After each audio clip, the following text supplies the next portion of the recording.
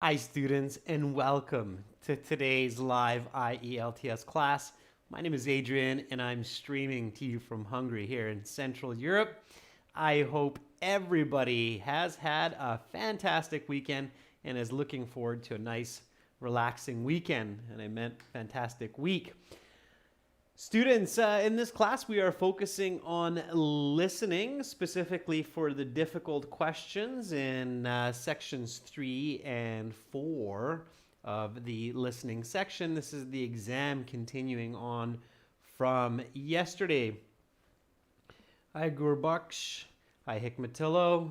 Violet Newen. And good to see a member, Hassan, in class on time. Fantastic. This lesson is brought to you by aehelp.com. For academic IELTS, check us out there. And for the general IELTS, check us out at gieltshelp.com. On both of those websites, we have loads of materials to help you improve your band scores and meet with success the next time you sit your exam. The websites, they look like this. This is the academic. We will be using this one a little bit today for the listening audio. You can click that big red button to join us there. And for the general, it's the green background. Click that red button to join us there. Hi, Carissa. Good to see another member in the class. And hi, Ravinder. Good to see some of our regular students. Download our apps from your Apple app and Google Play stores. Look for our logos, Academic IELTS Help, to download our Academic IELTS app, and General IELTS Help. Look for this logo to download that app. Join the app or link it with your web account, and you can learn from one place, either through the app or the website, for some fantastic IELTS learning experience. If you have questions, you can send me an email, adrian@aehelp.com. I will do my best to respond promptly. And if you're looking for some paper-based exam books, it's a good idea to get them, especially if you're doing the paper-based exam as opposed to the computer-based. Then you can find our books on Amazon. Just search for AE Helps Academic IELTS and GE Helps General IELTS. So today, we have this listening section 3 and 4. We'll start it off in just a minute. And tomorrow we'll have questions and answers for members regarding the IELTS. So members, if you have any questions, think about them over the course of the next 24 hours. Write them down so you have some questions prepared for tomorrow's Q&A class, okay? And then for everyone at the same time tomorrow, we will have a speaking part 2 cue card strategy and example so that you can improve for that section. All right, everyone. So here we go. We're going to get right into it. Please get your pencils and papers ready. Please do not write your answers into the chat. I'm just going to log into the online web account for the audio here. And this listening test, it's a continuation from yesterday. So it's coming from our second book, exam number 5. So we will go to our audio CD. I know this is a little bit bright. The background is bright here. But don't worry, the listening will not be that bright. All right, so again, students, we're going to be continuing here with listening section 3. Volume is maximum on my side, so make sure to turn up the volume on your end and use a headset if possible. Importantly, students, again, let everybody answer for themselves. Don't put the answers into the chat. We will go through the answers together at the end, okay? So don't freak out. You will have the answers. I will go through them with you, okay?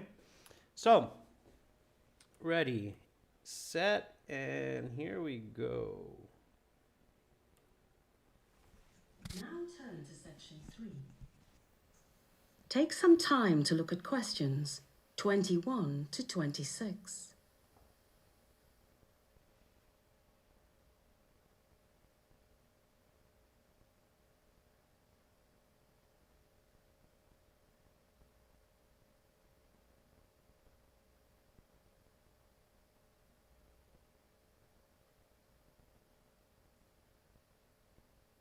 Listening, Section 3. You will hear a forum discussion between the moderator and two contributors, Dr. Rachel Young and Dr. Ronald Sturgeon, both political scientists at the local university, talking about trade between countries. Now listen carefully and answer questions 21 to 26. First of all, I'd like to thank Dr. Young and Dr. Sturgeon for taking the time to spend this afternoon with us. Thank you for having us here today. Dr. Young, could you give us a little background on the topic of free trade and protectionism, a little history? Well, countries and nation-states have been participating in free trade schemes for millennia. The ancient Egyptians, for example, participated in trade with the Arabians across the Red Sea over 3,000 years ago. The Roman Empire imported many goods from outside their lands, especially luxury goods such as silk, which were only available in China. Free trade, however, though, has much younger roots. Could you define free trade and protectionism for us, Dr. Sturgeon? Free trade is trade between countries without taxes, tariffs, or other regulations attached. Without a free trade agreement, nations charge taxes or tariffs on goods that are imported to their country. This is to protect the manufacturers within their country. If country A, for example, produces a product for a 20% higher cost than country B, country A is likely to impose a tariff on the importation of country B's cheaper product into country A. This is to level the playing field for domestic manufacturers. Free trade advocates want to take down this barrier. In my opinion, advocates of free trade do not care about domestic manufacturers and workers in their own country. I believe their only intention is to maximize profit for big international businesses. I know Dr. Sturgeon is impassioned about protectionism, but what he fails to mention is that while free trade may lead to some lost jobs in certain sectors, it leads to many other jobs in other sectors. This may be cold comfort to those in, say, manufacturing or textiles, but we must not be blind to the needs of the many and be distracted by the needs of the few. Nobody says free trade between countries is perfect, but it is certainly better than a protectionist framework which costs the country jobs and prosperity. Another point I would like to make is that free trade increases competition and thus lowers the price of many goods. This saves consumers money. Purchasing a car, for example, is much cheaper under free trade agreements. While such agreements may appear undesirable for a British company such as Land Rover, since they are given price disadvantage within the United Kingdom, this is not the whole story. While it is true that the company is at a minor disadvantage within their home country, free trade agreements puts them in an equally advantageous position in other countries in which the UK has a free trade agreement. You now have some time to look at questions 27 to 30.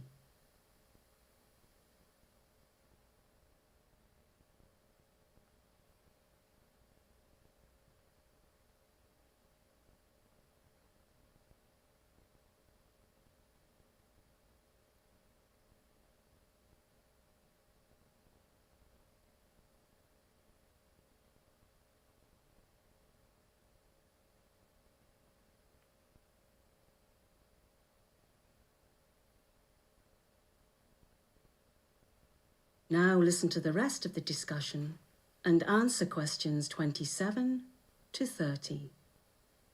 This is a very interesting discussion. Dr. Sturgeon, from reading some of your work, I know you have some ethical concerns about free trade. Yes, I have a number of ethical concerns. First and foremost, free trade agreements incentivize highly unethical sweatshops. When countries such as the United Kingdom enter free trade agreements with countries with lower human rights standards, we put ourselves at risk of tacitly endorsing those low human rights standards. Is the ability to wear slightly cheaper clothing really worth selling out on one of our most basic beliefs, that people should be treated with respect? I agree with Dr. Sturgeon that human rights is an ongoing issue in free trade. Certain incidents, such as sweatshops collapsing and killing dozens of workers, have highlighted this issue in the media and public discourse, but these are isolated incidents. Hardly. These are not isolated at all. And even if such horrible incidents were rare, does it make the conditions those workers work in permissible? Do we excuse horrible working conditions as long as the workers don't die? That's an incredibly low bar, and one I believe we must implore companies and governments to raise. Okay, let's move on. Dr. Young, do you believe free trade betters the life of the average British citizen? Absolutely. I believe free trade agreements make us more prosperous as a society. While not perfect, I truly believe pursuing free trade agreements is a positive step in making our world a better place. Of course, I disagree. While I do not doubt that more wealth comes into our country as a result of free trade agreements, I believe this money never improves the life of the average citizen. The rich get richer and the middle-class workers get laid off. Not to mention the ethical issues I have with this. That is the end of section 3. You will now have half a minute to check your answers.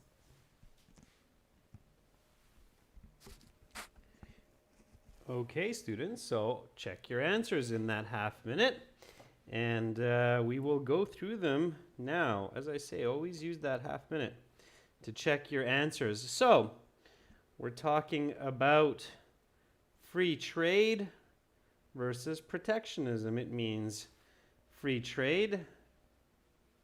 The countries do not set a tax for imports and exports, or protectionism, where we have taxes on imports and exports to protect local economies. All right, students, so let's see how well you did, and we'll talk a bit of strategy as we go through these questions. Number 21, how long ago was the first record of trade between nations? Hikmatillo says 3,000 years ago. Pachu agrees. Yashkaran agrees. Yeah. And it's no more than one word or number. Okay, it should say. So 3,000 here. Okay. You can always use a number instead of the word. All right. So 3,000 years. Okay. Just 3,000. Remember, it's one word or number. All right. So follow the instructions carefully. Number 22. Oh, and just a kind of a bonus question. Who was it between? So the earliest trade that they discuss, who were trading? Which nations were trading 3,000 years ago? It's kind of a bonus question here. Who was trading? Let's see how well you understood the audio above and beyond just the number 3,000. I believe it was the Egyptians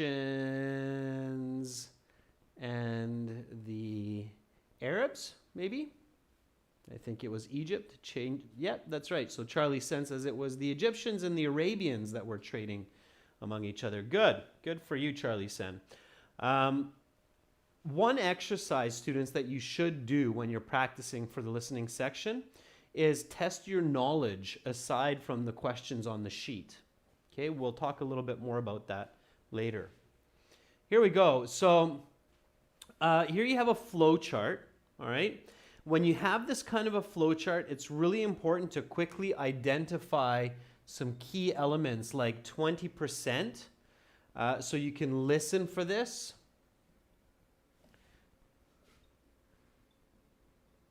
And find your place in the audio. Okay, so look for key pieces of information like country B, country A. When you hear that, that's when you know that these answers will be coming soon. Okay, you hear the words country A. All of this information can be paraphrased. It means you might hear different words. But when you see a name or a number, usually you will hear them say that. Now, especially when you see these kinds of quotation marks, okay, that means that you will definitely hear this piece of information. So be ready. All right? Okay, so country A produces a product for 20% higher cost than country B. A company in country A imports the product. If the country does not have a free trade agreement, the company must pay something. Yeah, so Hikmatilla says use some logic there as well. And the answer is tariff. Absolutely. Tax is okay. It's a perfect synonym for the word tariff. Okay, so must pay a tariff to import the product. This is to level the playing field for someone or something. It's got to be a noun, so pay attention to the word form. This is going to be a noun in this case. Number 23, who are we leveling the playing field for? So the playing field is being leveled for whom? Okay. Why does a country create taxes on imported goods? Hikmatilla says it's for domestic manufacturers. Jatin Seth says it's domestic manufacturers, and it looks like a lot of you agree. Yeah, domestic, of course, is the opposite of foreign. Know this word, okay? It's the opposite of foreign. So domestic, another way to think of domestic is the same as local. Okay, it equals local. Okay, so domestic manufacturers. I'm going to write that underneath. Manufacturers should be plural, okay? Because it's not just one domestic manufacturer, it's multiple. Okay, so you need both words here. Here, notice the instructions say no more than 2 words and or a number. So domestic manufacturers, okay? Not importers, Lee. Importers is different than manufacturers. Importers means you bring in the product. Manufacturers means you produce the product, okay? So tariff, domestic manufacturers, pay attention to key elements in the flowchart so you do not get lost in the audio. Okay, does that make sense? So pay attention to key elements, especially for this flowchart type question, so you do not get lost in the audio. Okay? All right. If the countries do have a free trade agreement, the company does not have to pay to import the item. Some advocates of protectionism believe free trade advocates are only worried about maximizing something for large companies. What are they trying to maximize? Okay, Carissa says it's profit. Hassan says it's profits. Both actually work here. So maximizing profit or profits for large companies. In this case, you're lucky because plural and singular makes sense. It's not always the situation, so be careful. Plural is a little bit better, but both make sense, okay? So profits, both profit and profits work in this situation, but do be careful. If you don't see a pronoun, if you don't see an article like a or un or the, try to think more plural, okay? So if you don't see that the or or on, think about plurals, okay? It's a better idea. In this case, both are okay. Profit, profits. All right. Next 2 questions. It's completing the sentences. In complete the sentences, pay really careful attention to the information that's available so it makes sense. For number 25, you have to get both of the spaces correct, of course. Some people will lose their jobs under free trade agreements, but we must emphasize the needs of the something and not be sidetracked by the needs of the. So, David, good job on getting 8 in the listening. That's fantastic. So here it's many and few. Very good. So for question 25 on your answer sheet, when you have 25, just put many and few. Make sure you don't accidentally put few, comma, many, because you'll get it wrong. The order has to be correct in this case, okay? So it's many and then few, all right? So that's the answer for that one. All right, let's keep going. Number 26, free trade lowers the price of many goods because it increases what? So what does free trade increase? If you use your logic, you can probably guess this question. Students, logic lets you guess anywhere from 30 to 50% of the answers in reading and listening, but you have to use very good logic. Okay? All right, Hikmatillo, Hassan, Jaskaran, Shivang, Jatin, Anisha, Hikmatillo, they're all saying competition. Sirojidin, make sure you have the correct word form. It's competition, not competing. Should be the noun form here, so it's competition. Okay? So it increases competition. Yeah, absolutely. If there's no tax and I can export my products to other countries and so can others, there are more competitors, right? There are more companies competing for buyers, so it increases competition. Now here we have a table. So in tables, pay close attention to the headings of each column, okay? In this case, the first one is the cause and effect. So when you're looking at this kind of a table where you see cause and effect, then you're listening for words like as a result or because, since. Okay, all of these words will indicate that cause and effect relationship. Okay. Hikmatillo, yes, you can use synonyms to get the right answer as long as it's an exact synonym. Like in the beginning, tax for tariff. Okay. All right. So enter into free trade agreements, jeopardize human rights standards. Sweatshops collapse. The conditions are highlighted. Highlighted means emphasized. In the something. This is a noun, of course. So where do we see that? Where do they show pictures of people working in terrible conditions? In the media, yeah, newspapers, TV, internet. So it's the media. Okay, the media shows these bad conditions that many people have to work in. Okay, Dan Zhang, this is the second exam book and it's test number 5. Okay, test number 5. All right, the realization that such incidents are not isolated, implore companies and something to raise the bar. Raise the bar means to make better. Okay, to set a higher standard. Raise the bar. Set a higher standard. So companies and governments. Yeah, governments are responsible for their citizens and their workers. Absolutely. So governments. Okay.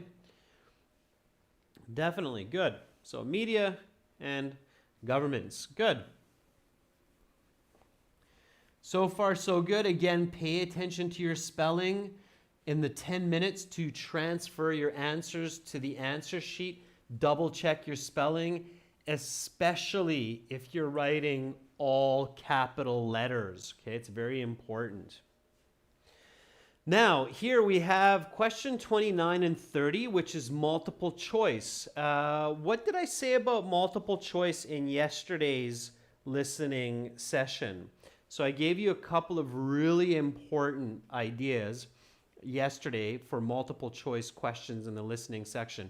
Anybody remember what I said as advice? I said, make sure to do this. It's the only way, especially in part 3 and part 4 of the listening section. It's even more true what I told you yesterday. Let's see who remembers what I said about these multiple choice questions in the listening yesterday. Okay, that was very important. So let's do a little recap of that, all right? So in multiple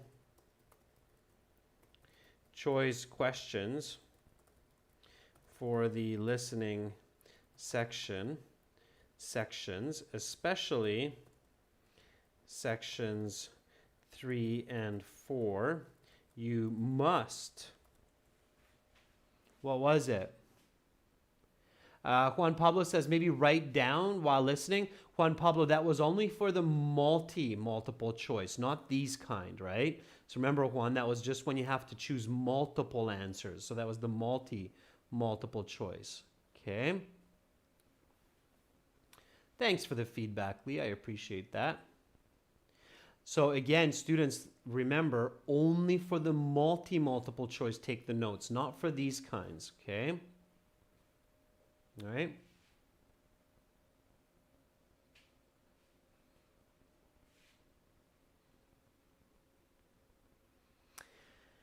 You have to, that's right, very good. So Shivang says you have to understand the conversation. Yeah, so you must focus on understanding the conversation. Come up with your own answer and find the closest match. Okay, what does that mean? That means that when I'm reviewing my notes, so in that review time at the beginning, a lot of students try to read these answers. So they try to read A, B, and C. But that's not so good because 2 of these pieces of information are incorrect. So you have to focus much more on the actual question. What you need to do is really carefully pay attention to this. What is Dr. Young's main point in advocating for free trade? So this means in the audio, before you hear it, Dr. Young is going to say, and the most important part of free trade, or the main point regarding free trade, and then comes the answer. And the answer will be likely some paraphrase of what you see here. So this is what you're focusing on in your review time, and then you're listening for that answer, okay? It's basically impossible to catch the right sentence while you're listening. It's too much information here. Okay? All right, so when we listen to that, what was Dr. Young's main point about advocating for free trade? I remember almost exactly what he said. So what did Dr. Young say? So according to Hikmatilla, it was B. So he said, free trade agreements are not perfect, but they are a good step towards increasing economic welfare.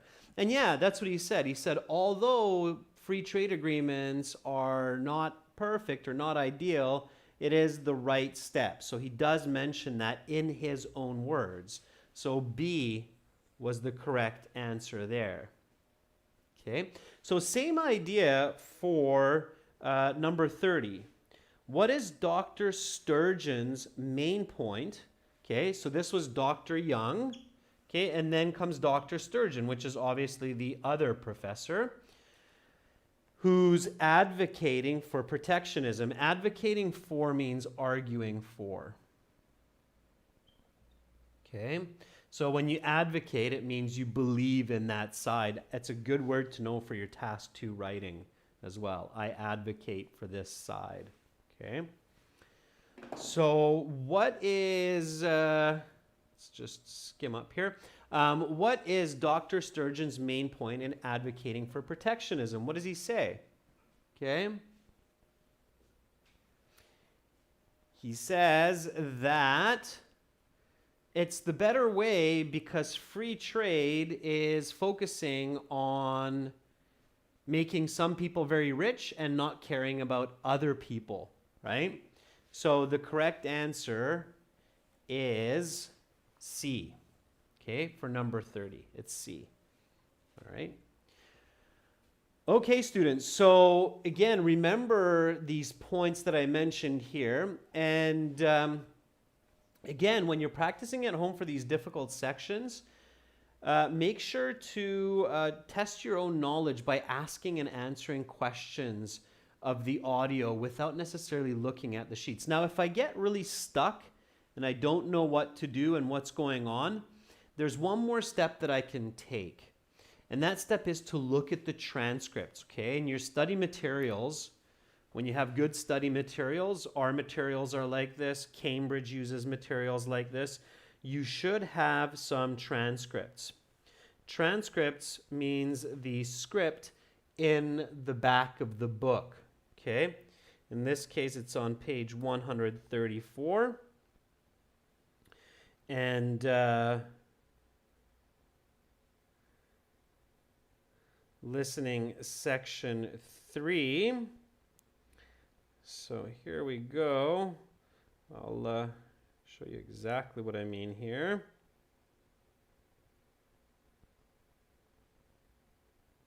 Just bear with me a moment. So here you can see that Dr. Young says, while not perfect, I truly believe pursuing free trade agreements is a positive step in making our world a better place. That's number 29. And then Dr. Sturgeon says, the rich get richer and the middle class workers get laid off. That means they lose their jobs. So there you can check and test and see what is going on. Okay? All right, students. So now let's go back to listening section 4. So get your pencils and your papers ready. Please do not write your answers in the chat. We will answer these questions together at the end as well, or go through the answers. So here we go. Let me just jump to the right page.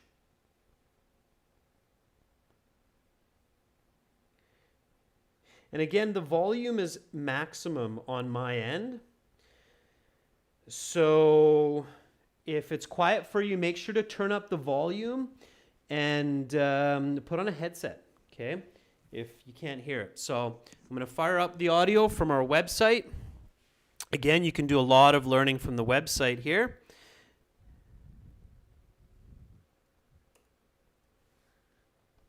Battery 90%. Take some time to look at questions 31 to 40.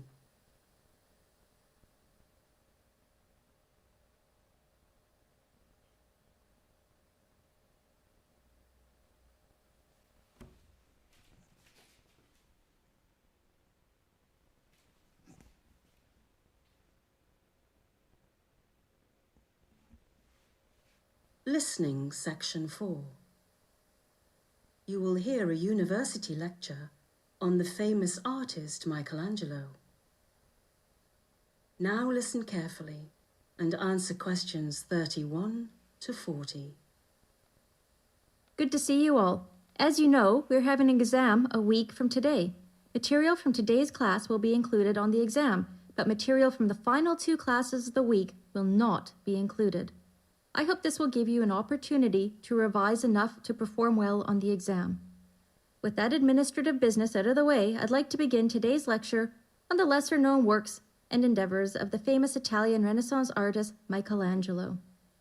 While Michelangelo is best known for his painting of the ceiling of the Sistine Chapel, he was also the creator of a number of other highly respected works. Among these are the Pieta, a statue of Mary holding a deceased Jesus, and the statue David, said to be the representative of the perfect male form. But Michelangelo was not just a painter and a sculptor. One of his crowning achievements is St. Peter's Basilica. a project he was lead architect on for the 17 years preceding his death in 1564.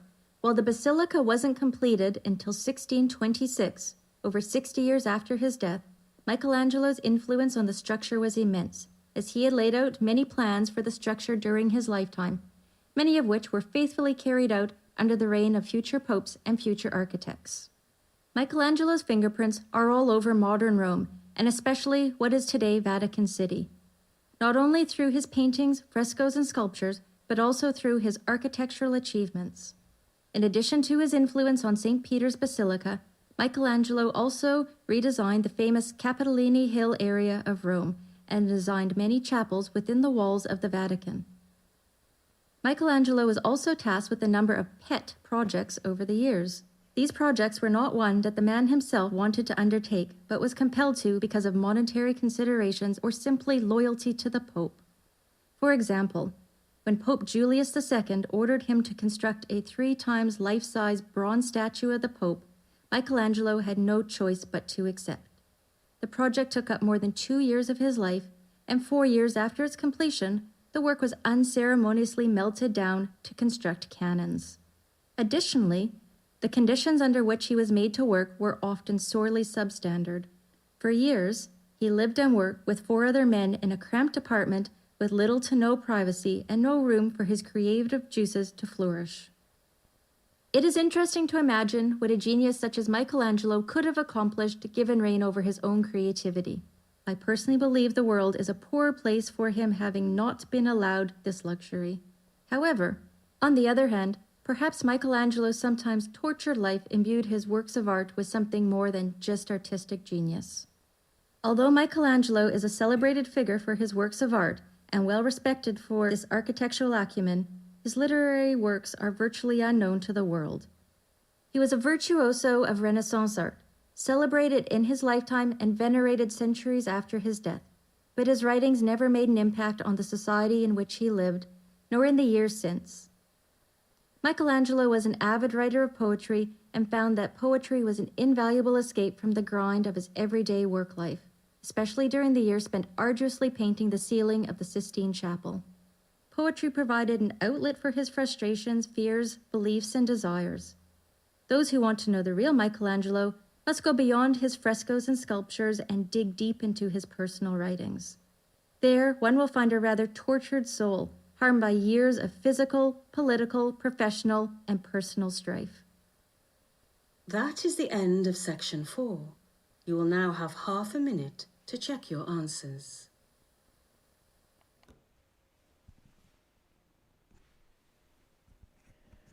Okay, so that is Interesting Life of Michelangelo in section 4 listening. Now we will go through the answers together. Notice how in section 4 there are no breaks. You do not have enough time to go through all of the information in detail. So you have to look at the main information.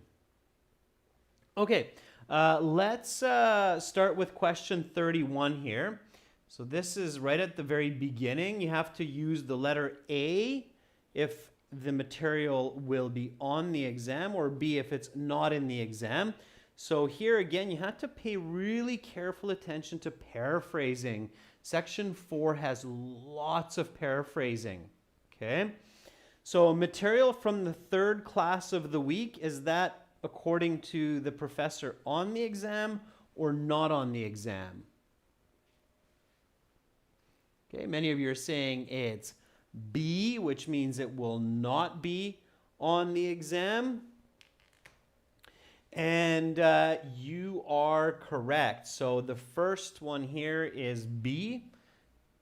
It's not on the exam. And material from the current class, will that be on the exam? So she's talking about Michelangelo. Will Michelangelo be on the class? Number 32.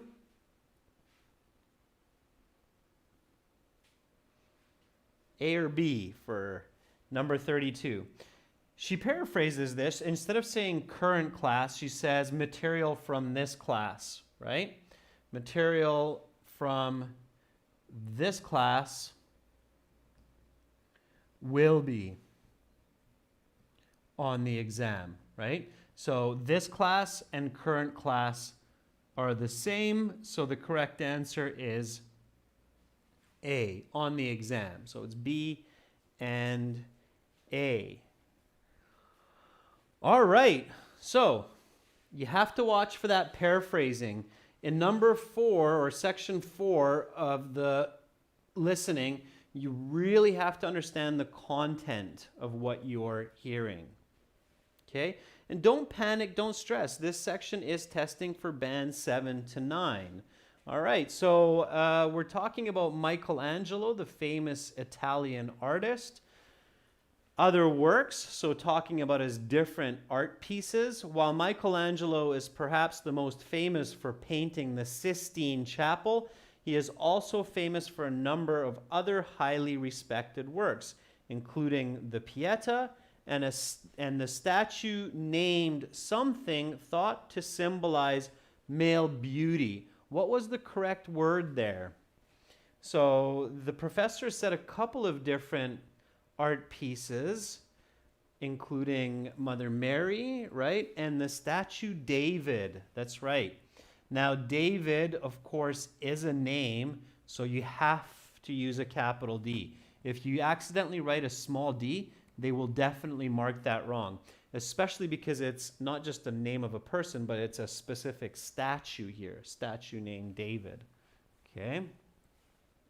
All right, far more than just a painter. Michelangelo was also an architect. He was lead architect on St. Peter's Basilica for how many years?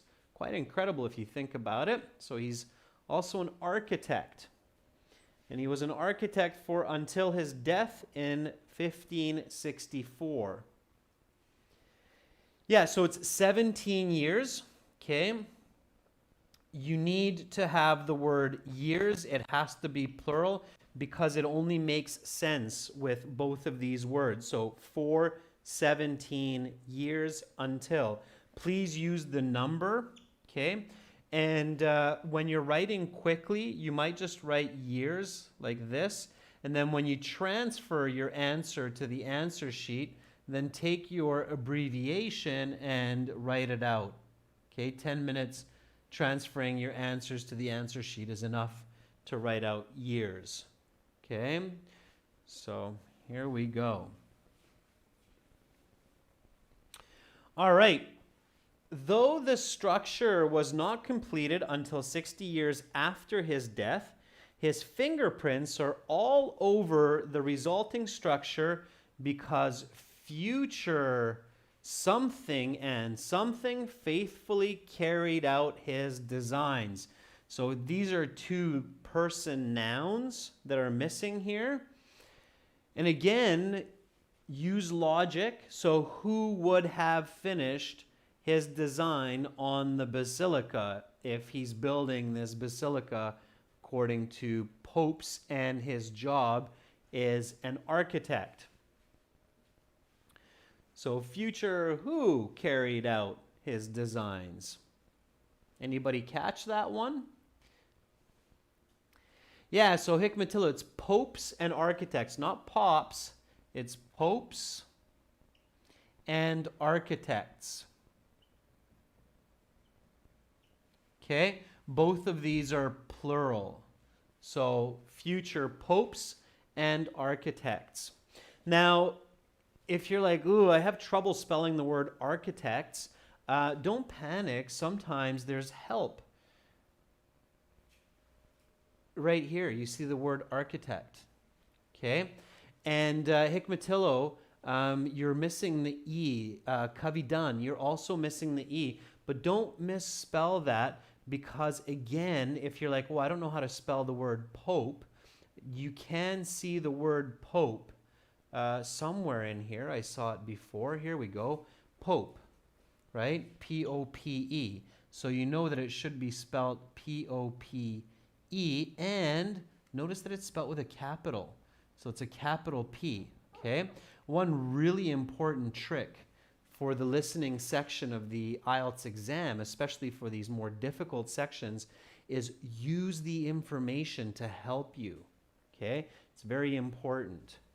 So use the information. Don't make spelling mistakes when you're given those words in other parts of the writing. Okay? So popes and architects, police crime, very good. All right. So popes and architects.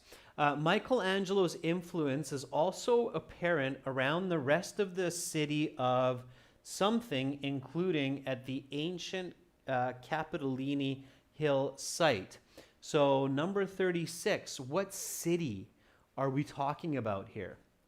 What's the city that we're talking about where a lot of Michelangelo's art is preserved? And you might even know this from your own knowledge. Saul Neliar says it's the city of Rome. Yeah, city of Rome. Not just the Vatican City. Remember, Charlie Sen, that the Vatican City is inside the city of Rome. And Michelangelo's works that we're talking about here, it's not just in the Vatican City, but also in other parts of the city of Rome. So it's Rome with the capital R, R-O-M-E. Okay?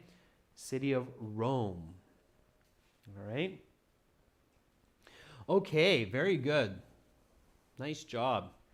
Let's keep going. Servant of the papacy. He was also a loyal servant of the Pope.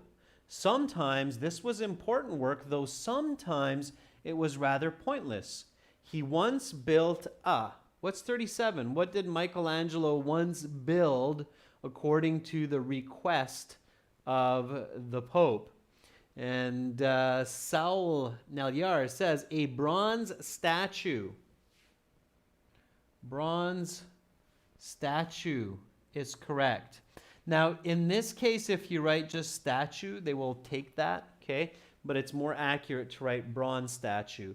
Bronze is a type of metal, okay? Bronze statue of the Pope. Only to see it melted down for cannon parts. All right, poor guy makes this statue, then it's made into a weapon. Cannon parts just a few years later. Moreover, the something he had to work in were often substandard. So what's number 38? What is number 38?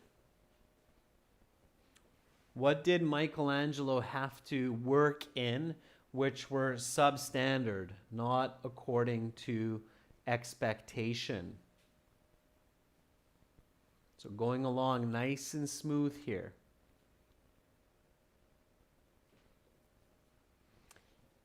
He had to work in conditions that were substandard, right? Conditions. So the conditions he had to endure were substandard. Poonam, Yadav, good to see you in this class. All right.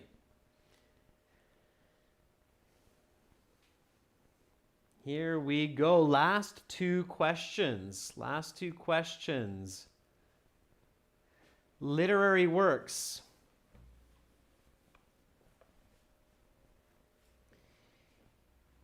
It is interesting to think what he could have made if he was given the freedom to explore his own number 39. Dan Zhang says maybe creativity. Hikmatillo, creativity. Yeah, it is. It's creativity. So creativity. Good. While his life may have been difficult, some people argue that this difficulty made him a better artist. Something was an important way to escape the difficulties of Michelangelo's life, though his writings never made much of an artistic impact. They do offer a window into his tortured genius. What was an important way? What's that last word? Nice. So a lot of people are answering poetry, Shivang. Very good. Hikmatillo. Good. Poetry. It is. Marwa, very good. Poetry. Yeah, we never hear about Michelangelo's poetry, but poetry was important for him. Students, okay, especially those students that were in yesterday's class also, add up all of your marks. What did you get from 40? So count up your section 1, 2, 3, 4 marks and tell me what you got out of 40, and I will tell you what band score you would have gotten were this a real exam. Okay? So try to give me your total band score from yesterday and today. Okay? So if we go over to the website here, then at the very, very bottom of the website, you have a score calculator. This is at aehelp.com. And for the listening section, we can enter in, let me just darken the screen even more. There. Now you can see it very well. Covey Dunn says, I got 35 out of 40. Let's check what your band score is there.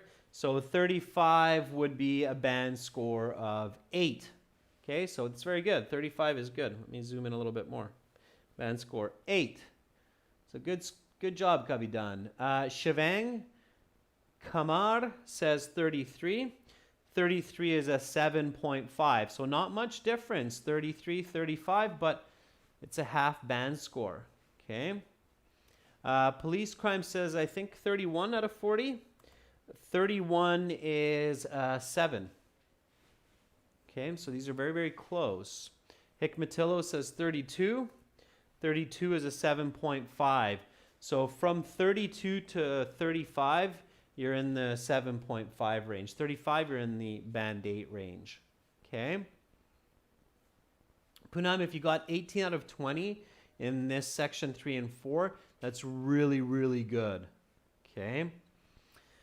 All right, students. So again, you can check your scores in the score calculator on the website. All right. Make sure to always check for your mistakes so that you can identify what's causing you difficulties and work on those. Okay. Very, very good job. I know today's class was challenging for this listening exam. You can find these exams and lots more on the websites at aehelp.com for academic IELTS and gieltshelp.com for general IELTS. So make sure to check us out there. And also get the apps, Academic IELTS Help, General IELTS Help. I see that somebody just asked me, what time are we live, Armaan? These classes, Armaan, are Central European Time, 13:30 and 15 o'clock, according to Central European Time. That's GMAT plus 1 hour. Okay? All right. Keep up the good work, students. Make sure to visit our websites, get our materials, practice lots, and you will be successful on the exam. You all have beautiful brains. I'm sure of it. I know it. It's just a matter of using them and practicing. Have a great weekend. I will be here tomorrow for some more live classes. And if it's late in your country, get some rest. Have an awesome rest of your day. Bye for now. Much love from Budapest.